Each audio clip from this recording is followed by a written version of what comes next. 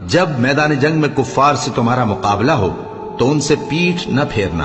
اور جو شخص جنگ کے روز اس صورت کے سوا کہ لڑائی کے لیے کنارے کنارے چلے، یعنی حکمت عملی سے دشمن کو مارے یا اپنی فوج میں جا ملنا چاہے، ان سے پیٹھ پھیرے گا تو سمجھو کہ وہ اللہ کے غضب میں گرفتار ہو گیا، اور اس کا ٹھکانہ دوزخ ہے، اور وہ بہت ہی بری جگہ ہے۔ اور تم کو کیا ہوا ہے کہ اللہ کی راہ میں اور ان بے بس مردوں اور عورتوں اور بچوں کی خاطر نہیں لڑتے جو دعائیں کیا کرتے ہیں کہ اے پروردگار ہم کو اس شہر سے جس کے رہنے والے ظالم ہیں نکال کر کہیں اور لے جا، اور اپنی طرف سے کسی کو ہمارا حامی بنا اور اپنی ہی طرف سے کسی کو ہمارا مددگار مقرر فرما۔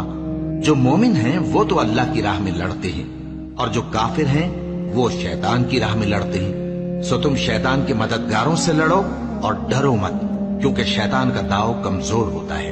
اے جہاد سے ڈرنے والو،